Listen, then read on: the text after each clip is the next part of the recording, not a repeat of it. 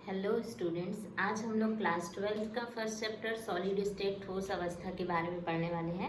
ठोस अवस्था स्टार्ट करने से पहले हम लोग देखते हैं कि पदार्थ क्या होता है। ठीक है, देखो पदार्थ क्या होता है। वह वस्तु जिसका द्रव्यमान हो तथा कुछ स्थान घेरती हो वो क्या कहलाता है? पदार्थ कहलाते हैं ना। जैसे कि ये एक मार्कर है, मार्कर को जब मैं अपनी हथेली पर रखती हूँ तो वो क्या कर रहा है? स्थान घेर रहा है, मतलब ये क्या है? पदार्थ है। ठीक है, तो समझ में आया पदार्थ क्या होता है? पदार्थ वह है जिसका द्रव्यमान हो और वो कुछ ना कुछ स्थान घेरती हो। ठीक, ये हमने 9th-10th क्लास में पढ़ा हुआ है। अब देखते हैं कि जो पदार्थ है उसकी 3 अवस्थाएं होती है। कौन कौन सी अवस्थाएं? एक होता है सॉलिड, लिक्विड और गैस, मतलब ठोस, द्रव और गैस। ठीक है, तो देखो ये जो ठोस अवस्था है उसी के बारे में मेनली हमको चैप्टर पढ़ना है, तो हम लोग इसके बारे में धीरे धीरे देखते हैं, है ना। देखो ठोस अवस्था क्या होती है? जिसका आकार क्या होगा? निश्चित होगा। ठीक है, ठोस क्या होता है? आकार इनका निश्चित होता है। ठीक, अब हम द्रव को देखते हैं। द्रव का जो आकार है वो अनिश्चित है ना। द्रव का आकार क्या होता है? अनिश्चित होता है। वैसे ही गैस का आकार भी क्या होगा? अनिश्चित होगा। गैस का आकार क्या होता है? अनिश्चित। ठीक, अब हम लोग इसको समझते हैं कि कैसे इनके आकार निश्चित और अनिश्चित होते हैं। जब हम ठोस की व्यवस्था देखते हैं तो ठोस के अणु जो हैं वो एक दूसरे से चिपके हुए रहते हैं। ठीक है, तो इसीलिए इनका आकार क्या होगा? निश्चित होगा। जैसे ये मार्कर है, एक ठोस है, इसका आकार क्या है? निश्चित है। अब हम द्रव को देखते हैं तो द्रव के अणु जो है वो एक दूसरे से दूर दूर होते हैं, तो इसीलिए इनका आकार क्या है? अनिश्चित होगा। और वैसे ही गैस के अणु, जैसे हमको पता है कि हमारे वायुमंडल में बहुत सारी गैसें पाई जाती है, जैसे हो गया ऑक्सीजन है, नाइट्रोजन है, तो ये पूरी तरीके से फैली हुई होती है, इसीलिए इनका आकार क्या है? अनिश्चित। मान लो कि एक जो कण है इसका यहाँ है तो दूसरा यहाँ, तीसरा यहाँ, मतलब बहुत ज्यादा क्या होते हैं? एक दूसरे से दूर दूर होते हैं। ठीक है, इसीलिए इनका आकार निश्चित, अनिश्चित और इनका भी अनिश्चित होता है। ठीक, अब हम समझते हैं कि इनका जो आयतन है, आयतन क्या होता है। ठीक है, तो आयतन की जब हम बात करते हैं तो जो ठोस है उनका आयतन क्या होगा? निश्चित होगा, क्योंकि अगर हम इसका वेट करेंगे, है ना, इसका भार देखेंगे तो इसका जो भार है वो एक निश्चित भार होगा, तो इसीलिए ठोस का जो आयतन होता है वो निश्चित होता है। और वैसे ही द्रव का आयतन, तो द्रव का जो आयतन है वो भी क्या होगा? निश्चित होगा। ठीक है, कैसे निश्चित होगा इसको समझते हैं। मान लो कि हम क्या लेते हैं? 5 लीटर मिल्क लेते हैं, दूध लेंगे अगर हम 5 लीटर, तो ये जो 5 लीटर दूध है इसको हम एक टेस्ट ट्यूब में लेते हैं और एक बीकर में लेते हैं। तो जब हमने टेस्ट ट्यूब में 5 लीटर दूध को लिया तो वो यहाँ तक आया, और जब हमने बीकर में लिया तो वो यहाँ तक आया, लेकिन दोनों क्या है? इनका आकार अनिश्चित कैसे हुआ?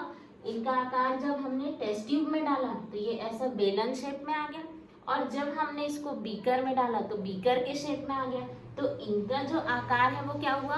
अनिश्चित हुआ। वैसे ही जब हम इनके आयतन की बात करते हैं, आयतन तो नहीं बदलेगा, है ना, क्योंकि ये 5 लीटर है तो ये भी क्या होगा? 5 लीटर होगा। समझ में आया?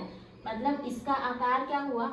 अनिश्चित। जब हमने इसमें डाला, किसमें? टेस्ट ट्यूब में डाला, तो इसने सिलेंड्रिकल मतलब बेलन के आकार का हो गया, और जब हमने बीकर में डाला तो ऐसे आयत के आकार में हो गया, है ना। तो इसीलिए इसका जो आकार है, ये दिख रहा है, आकार क्या हो गया? इसका अनिश्चित हो गया, है ना।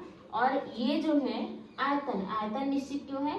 क्योंकि ये जो बीकर है इसमें भी 5 लीटर ही दूध है, और जो हमने टेस्ट ट्यूब लिया है परख नली उसमें भी 5 लीटर दूध है। अब गैस का जो आकार तो अनिश्चित होता ही है, आयतन भी अनिश्चित होगा। कैसे अनिश्चित होगा?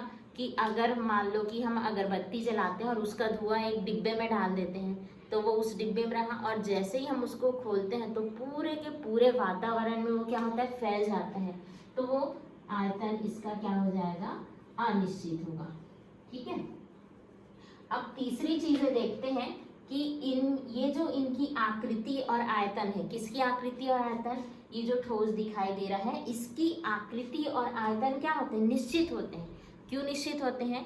क्योंकि इसके जो अणु हैं, है ना, मान लो ये जो मार्कर है इसके अणु जो है आपस में चिपके हुए रहते हैं, ठीक है। यहाँ पर एक भी स्पेस नहीं है, मतलब इसके अणु आपस में एक दूसरे से चिपके हुए हैं। यहाँ पर भी इस डायग्राम में देख सकते हो बिल्कुल भी इनके बीच में खाली जगह नहीं है, इसीलिए इनके बीच में क्या पाया जाता है, प्रबल आकर्षण बल होता है, ठीक है। क्या होगा, इनके बीच में आकर्षण बल जो है वो क्या हुआ, प्रबल आकर्षण बल। कैसे हुआ, प्रबल आकर्षण बल, ठीक है।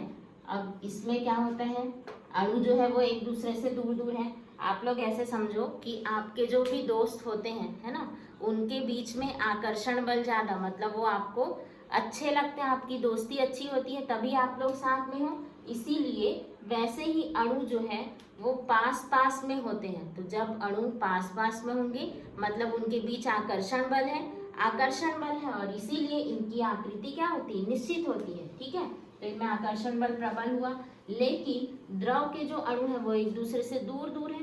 तो जब ये एक दूसरे से दूर दूर होंगे तो इनमें क्या होगा, दुर्बल आकर्षण बल पाया जाएगा। अब गैस के अणु तो और भी ज्यादा दूर दूर है, मतलब वो हमको कहीं पर भी दिखाई नहीं दे रहे हैं, तो इसका जो आकर्षण बल है वो भी क्या होगा, दुर्बल आकर्षण बल होगा, ठीक है। तो इस तरीके से हम लोगों ने देखा कि ठोस का आकार निश्चित और द्रव का अनिश्चित और गैस का भी अनिश्चित होता है, ठीक। अब हम लोग देखते हैं कि ये जो है ठोस जो है वो क्या होता है, असंपीड्य होता है, ठीक है। ठोस क्या होता है, असंपीड्य। अब ये जो असंपीड्य है ना, उसका मतलब समझते हैं। असंपीड्य का मतलब होता है दबाना, मतलब हम किसी भी चीज को कॉम्प्रेस करके नहीं देख सकते। जैसे अगर हम इस मार्कर को दबाना चाहे तो क्या हम दबा पाएंगे, क्या नहीं दबा पाएंगे, मतलब ये क्या हुआ, असंपीड्य हुआ। वैसे ही जो द्रव है वो ठोस के कंपैरिजन में थोड़ा सा क्या होता है, संपीड्य होगा, ठीक है। ये क्या होता है, संपीड्य। और जो गैस है उसमें तो सबसे अधिक संपीड्यता का गुण पाया जाता है, ठीक है। ये भी क्या होता है, संपीड्य। तो इस तरीके से हमने पहचाना किसको, ठोस, द्रव और गैस को। तो ये जो चैप्टर है किस पे बेस्ड है, ठोस अवस्था पे। तो अब हम लोग देखते हैं पूरा का पूरा कि ठोस अवस्था होता क्या है। चलो, तो अब हम लोग देखते हैं कि ठोस अवस्था के क्या क्या लक्षण होते हैं। पॉइंट वाइज देखते जाएंगे। फर्स्ट वाला क्या है कि इसका द्रव्यमान, आयतन और आकार निश्चित होता है, ठीक है। जो भी ठोस अवस्था के कण है उनका क्या होगा, द्रव्यमान, आयतन और आकार निश्चित होता है, ठीक। इसका हम लोग एक डायग्राम देखते हैं। ये हम एक ठोस अवस्था का डायग्राम बनाएंगे, है ना। जो ठोस अवस्था का एग्जाम्पल है, अधिकतर क्या दिया जाता है, NaCl, सोडियम क्लोराइड। तो इसका डायग्राम इस तरीके से बनेगा। ये है, इसको हम लोग ठोस मान सकते हैं। यहाँ पर ये जो है वो कण पाए जाते हैं, ये है, ये हो गया, इस कॉर्नर पे ठोस अवस्था के कण पाए जाएंगे, ठीक है। ये बनाना आपको सीखना है। मतलब यहाँ पर मान लो Na+ है, तो यहाँ पे Cl-, फिर Na+, और यहाँ पर क्या हो जाएगा, Cl-, फिर Na+, यहाँ Cl-, यहाँ पर क्या हो जाएगा, Na+, और यहाँ Cl-। तो इस तरीके से हम लोग अलग अलग कण को दर्शाते हैं, ठीक है। तो फर्स्ट पॉइंट क्या था कि जो भी ठोस अवस्था में कण होंगे उनका द्रव्यमान निश्चित, आयतन, आकार निश्चित होगा, ठीक। सेकंड पॉइंट क्या है कि इनमें प्रबल आकर्षण बल होता है, ठीक है। देखो, इससे पहले भी हम लोग समझ चुके हैं कि जब भी कोई अणु पास पास होंगे, है ना, इसका मतलब क्या है, उनमें आकर्षण बल होता है, ठीक है। हमको मालूम है कि दो प्रकार के बल होते हैं, एक क्या होता है, आकर्षण बल, और एक क्या होता है, प्रतिकर्षण बल।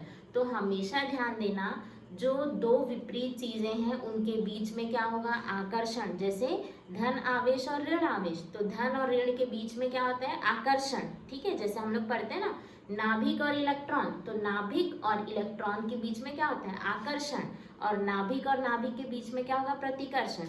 जैसे मेरे पास ये ब्लू मार्कर है और एक रेड मार्कर है, तो दोनों अलग अलग कलर के हैं, तो इनके बीच में क्या होगा, आकर्षण, ठीक है।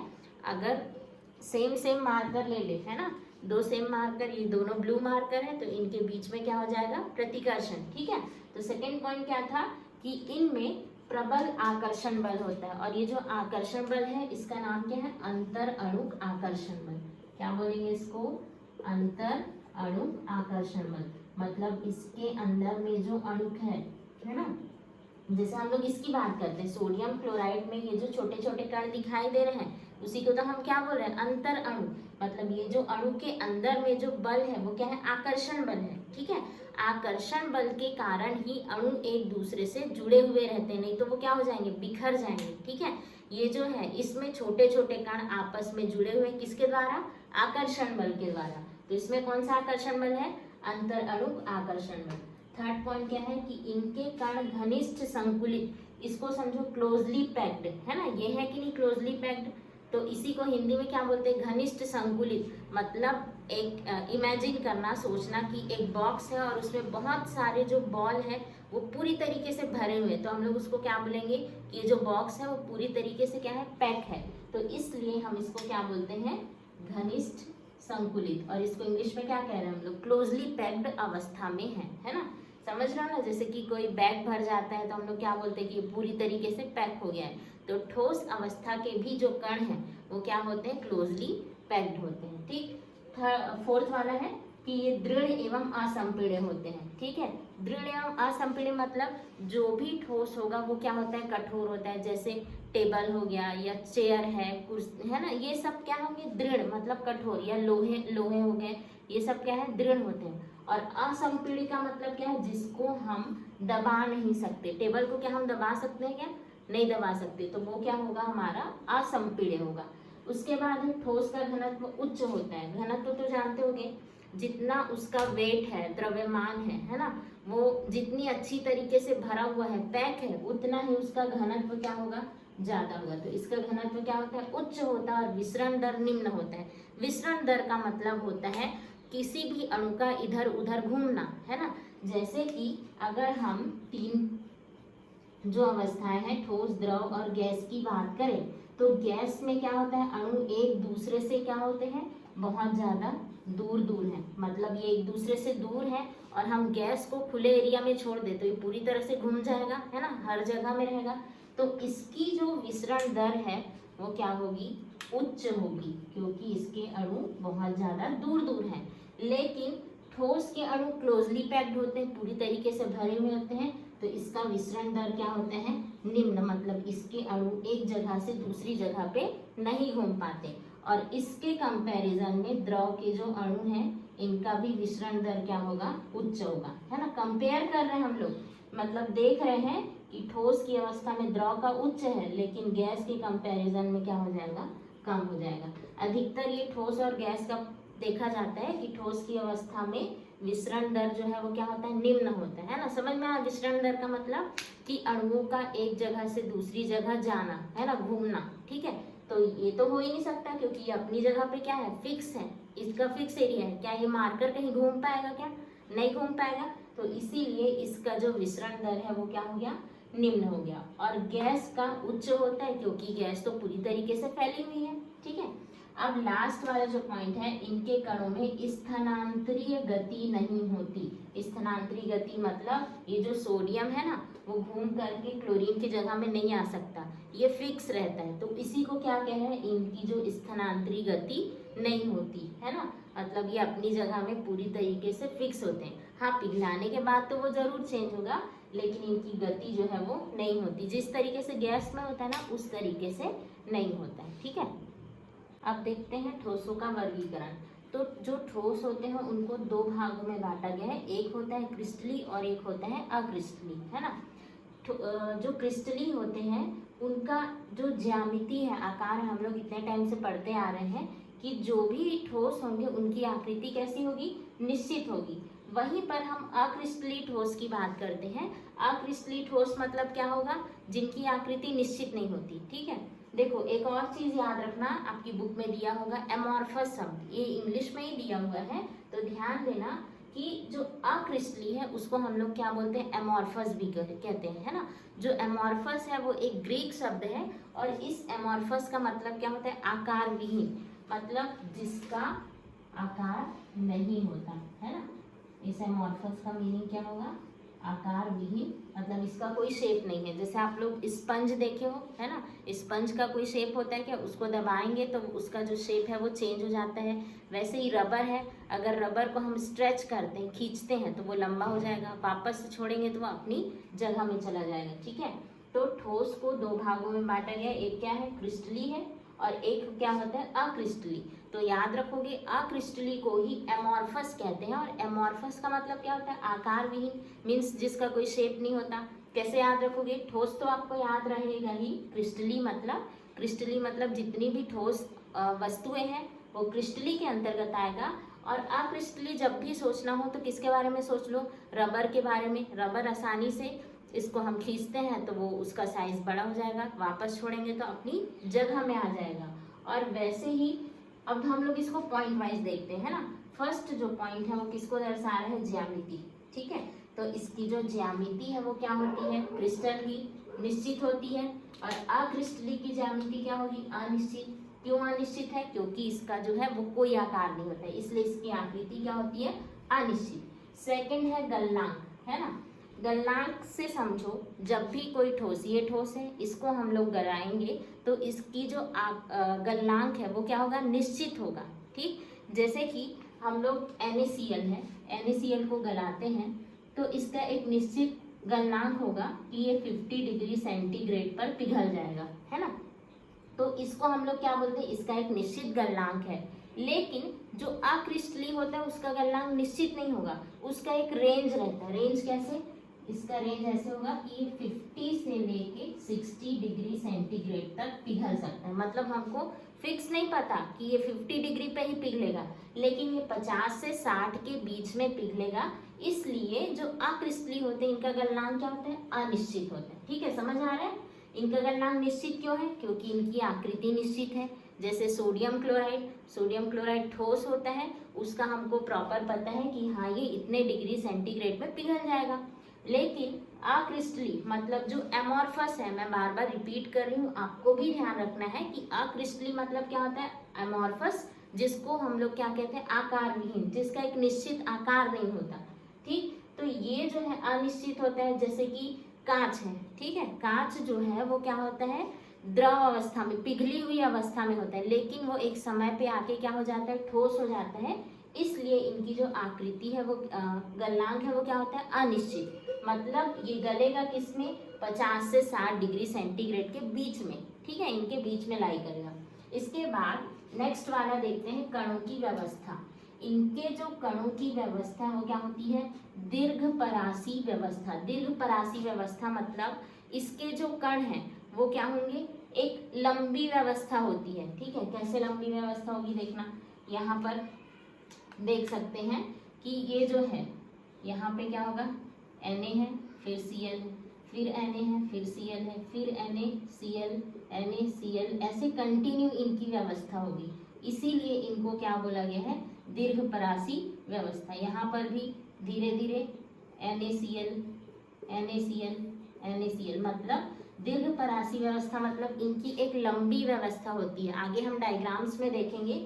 लेकिन जो अक्रिस्टली है, अब देखो, जिसका आकार ही निश्चित नहीं है उनकी व्यवस्था भी किसी अजीब तरीके से होगी, है ना। तो वैसे ही इसको हम लोग देख सकते हैं कैसा होगा। यहाँ पे मान लो अगर हम देखते हैं, कोई भी व्यवस्था देखते हैं, तो यहाँ पर मान लो दो कण है, एक बड़ा कण है और एक छोटा। तो ये एक बड़ा हुआ, एक छोटा, ये क्या है, कहीं पर भी होगा, यहीं पर छोटा हो गया, या बड़ा कण हो गया। तो इनकी कोई व्यवस्था जो है वो निश्चित नहीं है, कोई भी व्यवस्था है। तो इसको हम लोग क्या बोलते हैं, लघुपरासी व्यवस्था। समझ आ रहा है, दीर्घपरासी और लघुपरासी मतलब NaCl की एक बड़ी श्रृंखला है, तो वो दीर्घपरासी व्यवस्था। और लघुपरासी मतलब जहाँ पर कोई भी कण कहीं पर भी हो, एक निश्चित व्यवस्था नहीं है और छोटा है, तो वो क्या होता है, लघुपरासी व्यवस्था।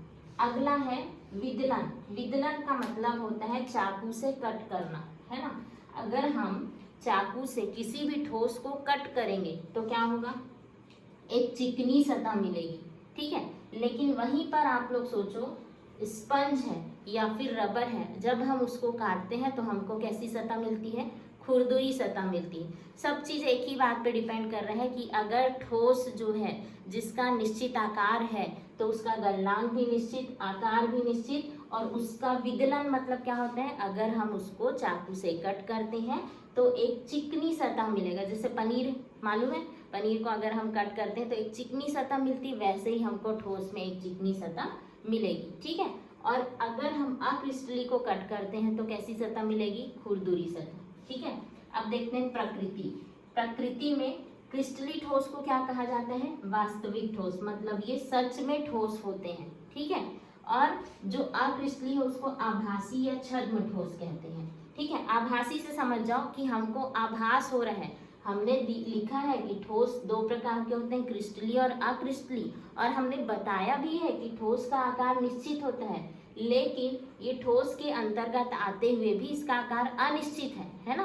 तो ये क्या हुआ, आभासी हुआ ना, मतलब हमको ठोस के जैसा दिखाई दे रहा है, लेकिन जब हम उसको टच करते हैं तो वो हमको ठोस जैसा नहीं लगता है ना। स्पंज से समझो या रबर से, तो इसको छद्म ठोस भी कहते हैं, मतलब कि वो हमको कैसा दिख रहा है, ठोस के जैसा दिख रहा है, लेकिन उसका जो व्यवहार है वो ठोस के जैसा नहीं है। इसलिए हम इसको क्या बोलते हैं, आभासी या फिर छद्म ठोस, कि हमको सिर्फ आभास हो रहा है वो ठोस है, लेकिन जब हम उसको टच करके देखते हैं तो वो ठोस नहीं रहता। जैसे आप लोग याद करो 10th में पढ़े हो मृग मरीचिका, कि दूर से आती हुई जो वस्तुएं हैं, मतलब नारियल का पेड़ होता है तो उसके किनारे में हमको लगता है कि वहाँ पर पानी है, लेकिन पास जाते हैं तो वहाँ पर पानी या तालाब नहीं होता, वैसे ही ये है। ठीक है, इसके बाद देखो संपीड़िता। संपीड़िता मतलब जो ठोस है वो क्या होता है, असंपीड्य होता है, मतलब हम उसको दबा नहीं सकते।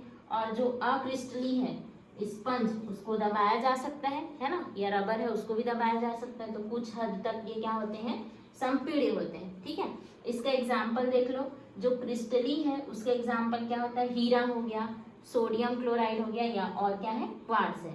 ठीक है, और जो अक्रिस्टली है इसका एग्जाम्पल क्या होगा, रबर है। ठीक है, और क्या हो सकते हैं, कांच है। ये सब किसके उदाहरण है, अक्रिस्टली ठोस के उदाहरण है। ठीक है, अब अगला पॉइंट हम इसका देखते हैं दैशिकता के बारे में। अब हम अगला गुण देखते हैं दैशिकता। 7th पॉइंट क्या है, दैशिकता। ठीक है, दैशिकता जो है वो दिशा को बताता है। ठीक, तो जो क्रिस्टली होते हैं वो क्या होते हैं, विषम दैशिक होते हैं, है ना। कैसे होंगे विषम दैशिक, देखते हैं। यहाँ पर हमको मालूम है कि क्रिस्टली ठोस का सबसे अच्छा एग्जाम्पल क्या है, सोडियम क्लोराइड। तो सोडियम क्लोराइड का हम लोग स्ट्रक्चर बना के देखते हैं। यहाँ पर Na+ हो गया, फिर ये हो गया Cl-, फिर Na+ हो गया, फिर Cl-। अब ये विपरीत होगा, है ना, Cl-, Na+, Cl-, Na+, फिर क्या आ जाएगा, यहाँ पे Na+ है, Cl-, Na+, Cl-। ठीक है, अब यहाँ पे देखो ये कैसे विषम दैशिकता हुआ। सबसे पहले हम लोग परिभाषा पे फोकस करते हैं। क्या लिखा है परिभाषा, यदि भिन्न भिन्न दिशाओं में भौतिक गुणधर्म क्या होते हैं, समान होते हैं। यदि भिन्न भिन्न दिशाओं में इनके जो भौतिक गुणधर्म है वो भिन्न भिन्न होते हैं। ठीक है, अब आप लोग सोचोगे कि ये जो भौतिक गुणधर्म है वो क्या है ना। तो जो भौतिक गुणधर्म है वो किसको बताता है, अपवर्तनांक। और अपवर्तनांक हमने 10th क्लास में पढ़ा है कि अपवर्तनांक का संबंध किससे होता है, प्रकाश से होता है ना। पढ़े हो कि नहीं, सघन माध्यम से विरल माध्यम में जाती है तो प्रकाश वो जो है अपना कोण वो बदल लेती है। ठीक है, तो इसका संबंध किससे है, अपवर्तनांक से। तो हम लोग इसकी परिभाषा कैसे ध्यान देंगे, यदि भिन्न भिन्न दिशाओं में भौतिक गुणधर्म भिन्न भिन्न होते हैं। कौन सा गुणधर्म की बात कर रहे हैं, ये प्रकाश से संबंधित अपवर्तनांक की बात कर रहे हैं। ठीक है, अब यहाँ पर होगा कैसे, देखो जब हम यहाँ पर से प्रकाश पास कराते हैं ना, तो यहाँ क्या होगा, इसकी तो फिक्स व्यवस्था है, मतलब इनका अरेंजमेंट क्या होता है, फिक्स होता है। तो जब हम यहाँ से जाते हैं तो सबसे पहले हमको कौन मिलता है, इस साइड देखना, Na+ मिलता है, फिर Cl, फिर Na+, फिर Cl मिलता है। ठीक है, अलग अलग है। अब यहाँ से जब हम देखते हैं तो यहाँ पे पूरा Cl दिखाई दे रहा है। ठीक है, तो यहाँ पर क्या हो गया, ये अलग हो गया। जब हम इधर से देख रहे हैं, यहाँ से देख लो, तो ये क्या दिखाई दे रहा है, Na+ दे रहा है ना। तो क्या है, देखो भिन्न भिन्न दिशाओं में, मतलब जब हम इस दिशा से जा रहे हैं तो इसका गुणधर्म अलग है, मतलब यहाँ Cl दिखाई दे रहा है। और जब हम इस दिशा में जा रहे हैं तो इसका गुणधर्म क्या है, अलग है, मतलब यहाँ Na+ फिर Cl माइनस, ऐसा है ना। तो भिन्न भिन्न दिशाओं में इनके भौतिक गुणधर्म क्या होते हैं, भिन्न भिन्न होते हैं। तो इसलिए ये क्या कहलाते हैं, विषमदैशिक कहलाते हैं। माने कि इनकी जो दिशा है वो क्या है, विषम है, अलग अलग जगह में अलग अलग है। लेकिन इसको जब हम देखते हैं समदैशिक को, है ना, तो समदैशिक की आकृति क्या होती है, अनिश्चित होती है। मतलब इनकी जो आकृति है वो कहीं पर भी, कोई भी क्रिस्टल छोटे बड़े कैसे भी ये हमको दिखाई दे रहे हैं, ठीक है। इनको हम लोग अपने तरीके से बना सकते हैं, ये बड़ा है फिर छोटा है, ठीक है, ये हो गया इस तरीके से। फिर हम इसको और कोई कलर्स में ले लेते हैं, ठीक है। इनकी जो आकृति है वो क्या हुई, अनिश्चित हुई। तो जब इसकी आकृति निश्चित है तो हम लोग क्या करेंगे, हमको इनकी जो आकृति निश्चित है तो भिन्न भिन्न दिशाओं में इनके गुण क्या होंगे, हमको एक समान मिलेंगे, है ना। मतलब जिधर गए हमको, हम कहीं से भी इसको क्रॉस करके जा सकते हैं, यहाँ से भी चले गए, यहाँ से भी चले गए, ठीक है, इनको क्रॉस करते हुए जा सकते हैं। मतलब हम जब अलग अलग दिशाओं में जाते हैं तो हमको इनके जो गुण हैं वो एक समान ही हमको दिखाई देते हैं, है ना। क्यों एक समान दिखाई दे रहे हैं, क्योंकि इनकी आकृति जो है वो क्या होती है, एक समान है। तो इसीलिए, या फिर इनकी आकृति क्या है, अनिश्चित होती है, इसलिए ये क्या दिखाई देते हैं हमको, समदैशिक। मतलब इनकी दिशा क्या है, समान है। और ये क्या होते हैं, विषमदैशिक, कि हम इस दिशा से जा रहे हैं तो हमको सिर्फ क्लोरीन क्लोरीन मिल रहा है, इधर से जा रहे हैं हमको तो सोडियम सोडियम मिल रहा है। लेकिन जब हम इसमें देखते हैं तो क्या होता है कि अलग अलग दिशा में भी हमको एक समान जैसे पदार्थ मिल रहे हैं, क्योंकि इनकी आकृति क्या होती है, अनिश्चित। तो ध्यान देंगे कि जो क्रिस्टलीय पदार्थ होते हैं वो क्या होते हैं, विषमदैशिक, और जो अक्रिस्टलीय होते हैं वो क्या कहलाते हैं, समदैशिक कहलाते हैं। तो अब हम लोग लास्ट गुण देखते हैं, शीतलन वक्र, है ना। शीतलन वक्र मतलब क्या होता है, जो ठंडा होने का गुण होता है उसको हम लोग शीतलन वक्र कहते हैं, ठीक है। तो जो क्रिस्टलीय ठोस है उसका जो शीतलन वक्र क्या होता है, असतत होगा, और अक्रिस्टलीय का शीतलन वक्र क्या होगा, सतत होगा, ठीक है। तो इसको समझते हैं कि कैसे इसका शीतलन वक्र असतत है, ठीक। तो देखो, जब हम एक ग्राफ देखते हैं तापमान और समय के बीच, है ना, फॉर एग्जाम्पल मैंने लिया है भाप। जो भाप है उसका टेम्परेचर जो है जैसे जैसे 150 था, उसके बाद 140, फिर 120 और 100 होता है, तब वो जाकर के क्या बनता है, जल बनता है, ठीक है। तो ये हो गया यहाँ तक, और जैसे ही ये जल बनता है तो यहाँ पर क्या हो जाएगा, अवस्था परिवर्तन, है ना। मतलब यहाँ से यहाँ तक टेम्परेचर आते आते वो एक क्या रहेगा, बदलते जाएगा, और यहाँ पर आकर वो क्या हो जाएगा, फिक्स हो जाएगा। इसीलिए ये जो है वो एक स्थिर दिखाई दे रहा है ग्राफ। मतलब ये यहाँ तक में वो क्या हो रहा है, भाप से जल बन रहा है, और यहाँ पे क्या हुआ, अवस्था परिवर्तन। फिर ये जल से क्या बनते जाएगा, 90 डिग्री 80 डिग्री करते करते ये 0 डिग्री सेल्सियस पर आया। तो सबसे पहले ये भाप बनता है, फिर जैसे ही टेम्परेचर बढ़ता है तो जल बनता है, और जल के बाद फिर क्या बनता है, बर्फ बनता है। तो इस तरीके से इसकी जो अवस्था है वो परिवर्तित होते जा रही, मतलब ये क्या हो रही, असतत, पहले बढ़ रही है, फिर घट रही है, फिर बढ़ रही, फिर घट रही, और किसी जगह में वो क्या है, स्थिर है। तो ये असतत है।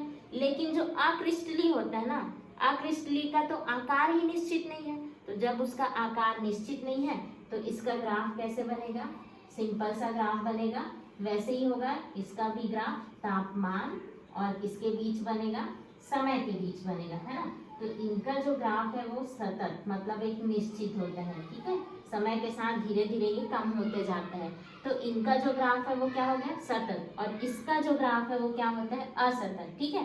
तो ध्यान दोगे, शीतलन वक्र मतलब क्या हो रहा है, ठंडे होने की प्रवृत्ति, और ये असतत क्यों है, क्योंकि भाप जो है वो जल में बदलता है, और जल में बदलने के बाद वो स्थिर हो जाएगा। मतलब भाप की अवस्था में परिवर्तन हुआ तो जल बना, जल की अवस्था में परिवर्तन हुआ तो बर्फ बना। तो इस तरीके से हमने क्या पढ़ा, ठोसों के बारे में